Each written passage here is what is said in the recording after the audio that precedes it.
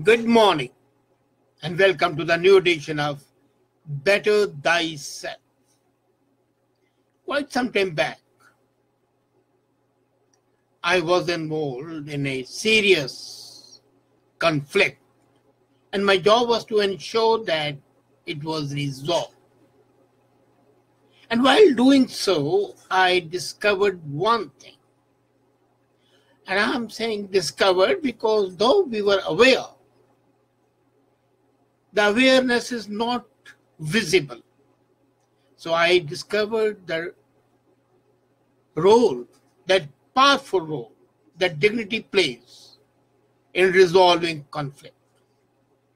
And later on, I became aware of something else. Regardless of where in the world my work took me, I found that very few people, a very limited number of people, understood the true meaning of dignity. And fewer even realized the extraordinary impact that it has on our lives and relationships. I'm not saying that the people don't react when I use the word dignity. And this was driven home to me the other day, actually on Thursday, when a friend on the Facebook posted the question, the query, what is dignity? How do you define dignity? And then, I realized that the people do react to the word dignity, but there is an immediate recognition of the word and its importance. But when the people are asked to define it, or to tell me what dignity really looks like, then the conversation falters. People are often confused that dignity is about respect. It's not. Dignity, in fact, has nothing to do with respect. A man may be respected and still he may not be dignified, because respect is a social norm. Dignity is an inherent trait. Degree is an inherent value, as I said, and worth as a human being, as an individual. Everyone is born with dignity, while respect is earned through one's actions, one's scholarship, one's attitudes. But dignity you are born with is something different that you often lose it. If I recollect the ode or the intimations of immortality by Wordsworth, is very pertinent when he says, spiritual trailing clouds of glory do we come when we come to this world. He replaces spiritual with dignity. We come with the clouds of dignity enveloping us as human beings. And slowly and steadily we start losing it. As a matter of fact, it has shattered the limitations on healing of the emotional wounds when the people have forgotten dignity. I have seen people dying at the point of death and still they look as dignified as ever. Worth which comes through their gestures, through their eyes, through their sound. It comes through the vibrations that they emit as human beings. And after people have understood what dignity is, a remarkable thing happens. Everyone in the world realizes and wishes that he or she be treated as something of value. This is human desire. The highest common denominator in all human beings is desire to be treated as something of the value. not as some piece of garbage who came to the world and went away unwept, unhonored, and unsung. And that something of the value denotes your dignity as a human being. You can be extremely poor, you can be a laborer working in a mine or tilling the field, and you can be more dignified than the premier, the prime minister of the country. Because as a human being, you may be better. So this desire for dignity transcends all the differences and puts all our common human identity above everything else. I do not deny that everybody wants to be unique. Being unique is very important. And history shows us that if we do not take the next step towards recognizing our shared identity, then the conflicts in our workplace, our personal lives, and between nations would continue. But the moment dignified people sit down, it is a precursor to the resolution of all conflicts.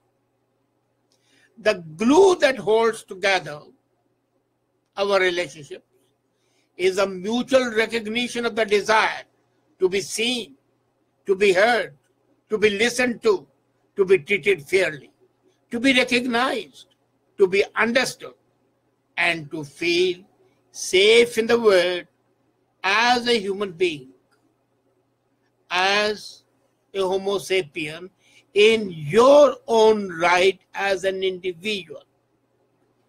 When the identity is accepted, then, and we feel included, not excluded, we are granted a sense of freedom and independence, and we have a life full of hope and possibility. And therein comes the dignity. When you are given an apology, when someone does you harm, you recognize and even fall short of being yourself, and there's always a way to reconnect. I'm sorry. When a person says, really the words that only a dignified person can utter, because dignity is reciprocal. It's a mirror image of yourself. If you cannot impart dignity to the other, then your own dignity decreases. Dignity is something that has potential to change the world.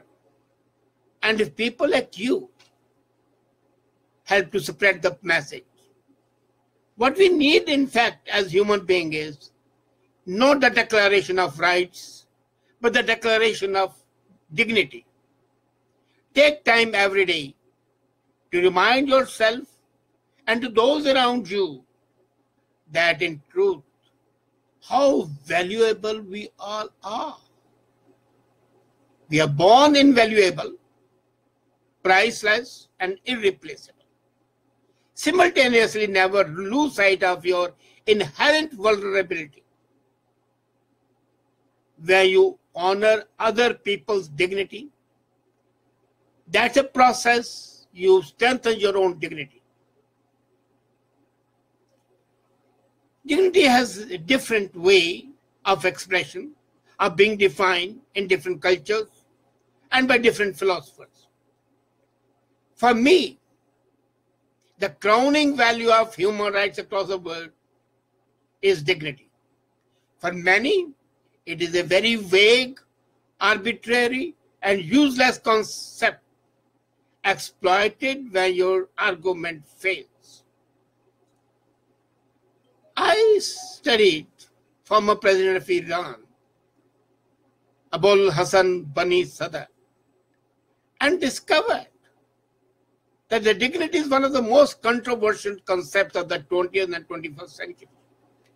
And a unified definition might help us build bridges, even between medieval cultures and the modern cultures. Some people have called this century the 21st century, the century of unrest in the Middle East. In fact, it's a dignity revolution. I call it a dignity revolution. Rising prices, poverty, unemployment, corruption made people contribute to the uprisings, and commentators have noted that the people on the street spoke of anger, pride, humiliation, and dignity. The basic issue is one of dignity, or lack thereof, of the feeling of worth or self-esteem that we all seek. But dignity, unless it's recognized by the other people, has no meaning. It is inherently social and many times political phenomenon. Now, very interestingly, the Western scholars often distinguish aspirational from intrinsic dignity. There are some philosophers who believe that the virtues define moral conduct as opposed to duty, would argue that cultivated, dependable characteristics which human beings need to flourish.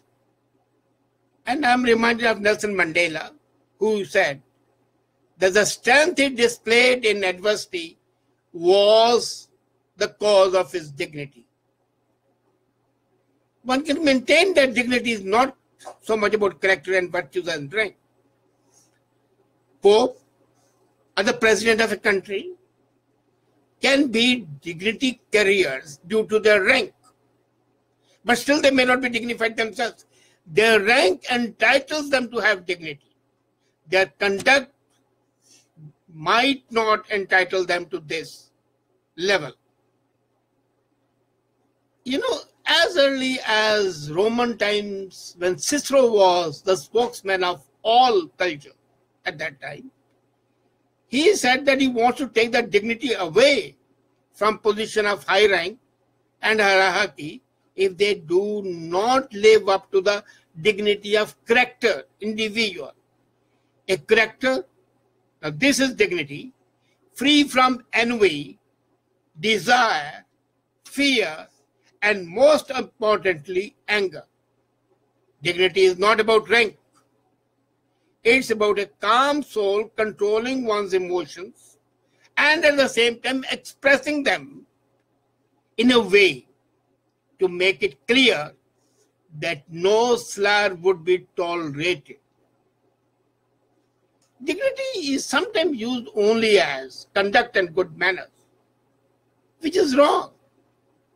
Virtue, rank, etiquette, they are all parts of inspirational, not aspirational dignity. You see, some of the poets are great, and I love Goethe, the German poet. He says, a laurel is much easier bound than a dignified head, for it is found. So a laurel achieves its importance not as a laurel, but something around the head of a person who achieves it. Secondly, intrinsic dignity requires no effort on the part of the dignity bearer, and it can never be lost. As a matter of fact, it's intrinsic to the human beings. It's inviolable. And even a vicious man can have it, but it will be latent. Human rights are intrinsically bound to dignity. It is, in fact, the cornerstone of human rights. Can anybody deny that if you recognize human rights, you recognize the essential dignity of a man? And a Kantian concept of dignity is promoted by Catholic Church, which argues that the God invested all human beings with dignity. And same is true of eclectic religions like Abrahamic religions, all of them, and Sikhism. There's a problem with some religions because they were not religion, they were a way of life like Hinduism. where individual was not defined. So, everything that is noble and dignified makes a man. And dignity of each and everyone, every living human being, is connected with the intelligent life itself. It's an expression of intelligent life, and that's here it comes the difference between educated and literate. Most of the people you see around are literate, they're not educated. But as I said, a common laborer can be educated and hence more dignified. The pronouncement of Quran is reminiscent of both a Catholic belief that dignity is God-given and also Immanuel Kant's that is inviolable. Because of dignity, we are free even when we are bound in chains. You can be shackled, you can be bound, and yet you can be free because your spirit is free. And that spirit being free, in fact, informs your dignity. Being a virtuous ethic, Kant, Islam, Roman Catholicism, considering all of them, I would define dignity as some sense of self-worth which we have a duty to develop and respect in ourselves, and also a duty to protect it in others. So it's a sense of realization of your capabilities, of your worth. And it is your responsibility to protect it and make it inviolable. The dignity revolutions can be instrumental in building the bridges, say, between Islamic and the Western civilization. But let's not forget that essentially your dignity is self-awareness. And we here in our episodes of Better Thyself aim at augmenting that sense of dignity, which is of prime importance because it recognizes your inner worth and enables you to recognize it, to develop it, to nurture it, and to make it an intrinsic part of your personality, your psyche, visible from your demeanor, from your talk, from your knowledge, from your behavior, and your interaction as a human being. Develop your dignity, your inner worth, your self-worth. And then, even in the most adverse conditions, you shall stand out as the sun shining in a cloudy day. Thank you.